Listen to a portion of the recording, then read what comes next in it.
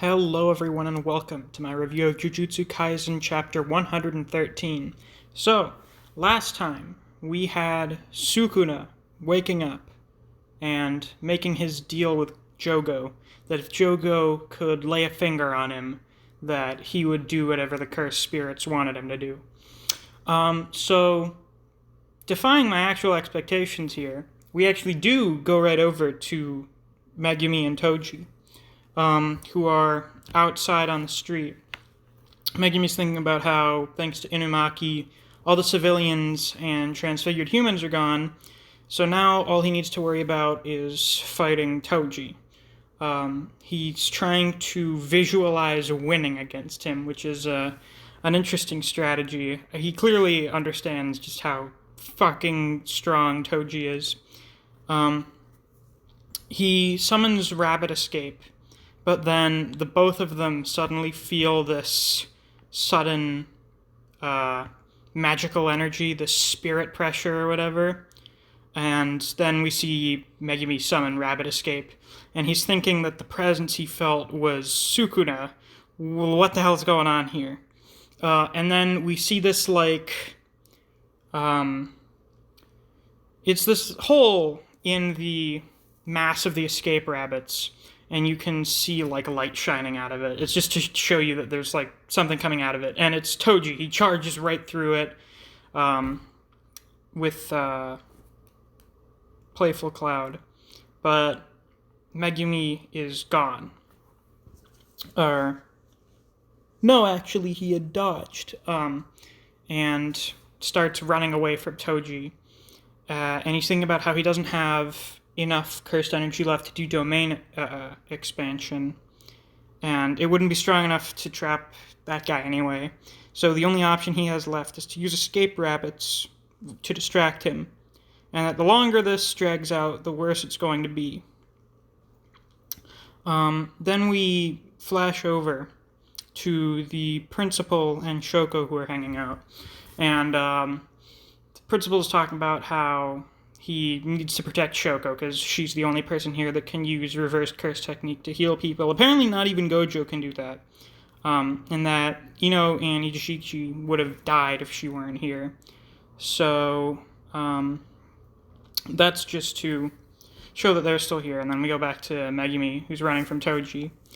And Toji almost hits Megumi, but Megumi gets pulled away using his big frog summon. And then Megumi's thinking that his only advantage is that Ieri is here in Shibuya. He knows, since Toji took out a special grade cursed spirit, that his Shikigami they're garbage. They're not gonna do anything to him, and that he has to save them for more of the fights that are upcoming. And so that any risk he has to take have to be at the expense of his own body.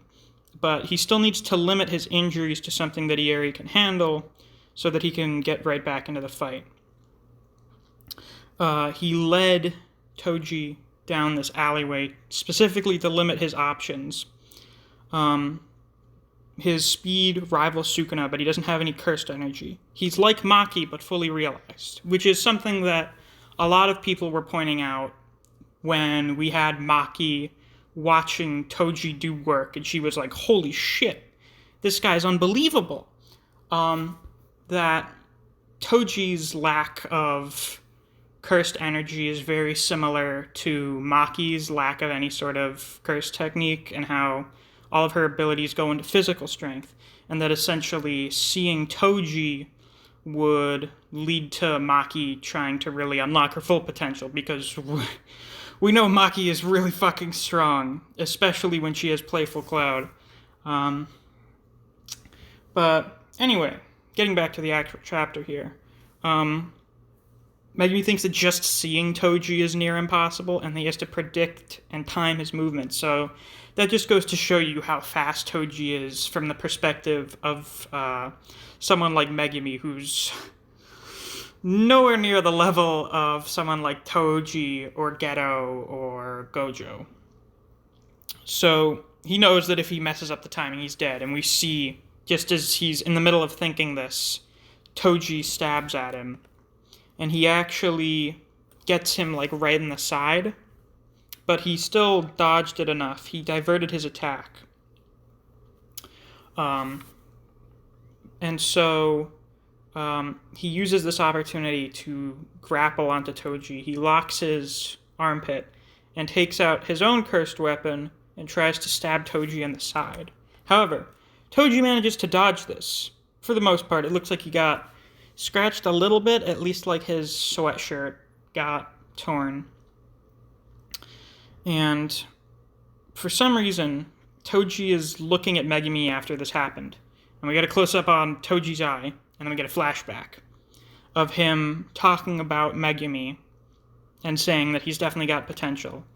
And that if his curse technique manifests when he's around 5 or 6, it won't be a problem for him to hand him over to the Zenin clan. But that depends on how much money they give him. And we see that he's talking to a younger Naobito who looks really good. How old is he? He's 71 right now. And pretty sure this is like 10 to 15 years ago. So this is Naobito in like his mid-50s, early 60s. He looks pretty good.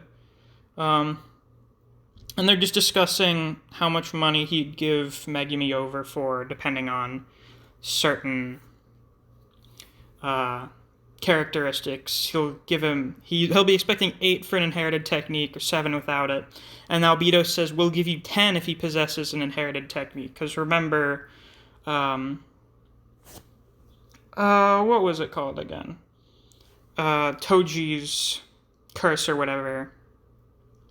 That just makes him so busted. Like, if Megumi had that, of course, they would give him a shitload of money for that.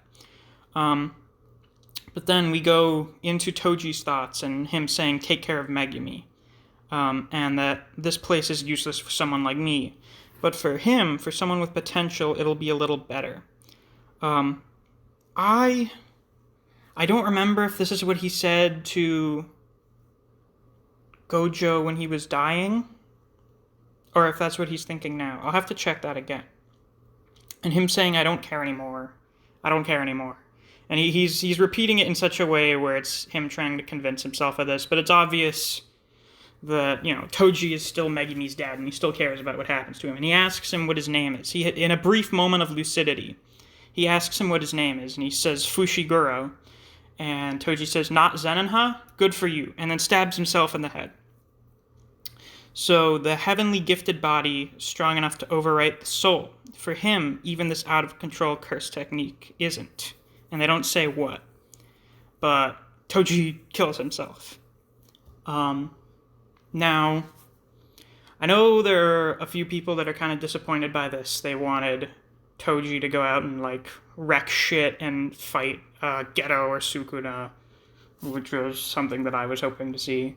But there were a lot of people disappointed by him killing himself like this, because I also wanted to see stuff with, him having some kind of father-son moment with Megumi or training with Maki or something.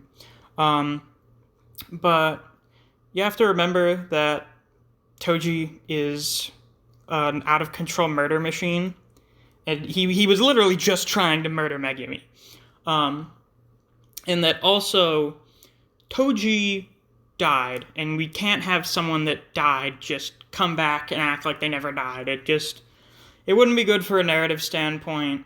But also, this is it's a reassurance for Toji, because when he got killed by Gojo, he was like, hey, I want you to, take care of my son. It would be better if you and, the school were taking care of Megumi instead of the Zenin clan.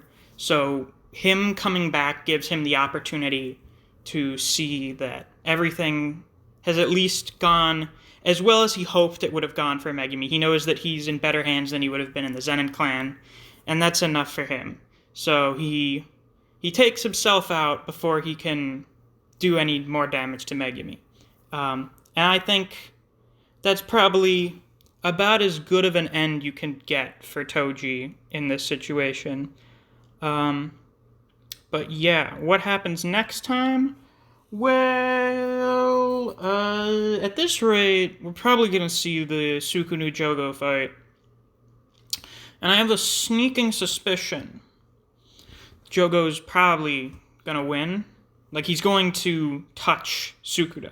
Sukuna's gonna start going on a rampage. He'll probably fight Megumi, Nobara, Panda, Inumaki. He'll fight the gang, and then probably at some point, Yuji will regain control.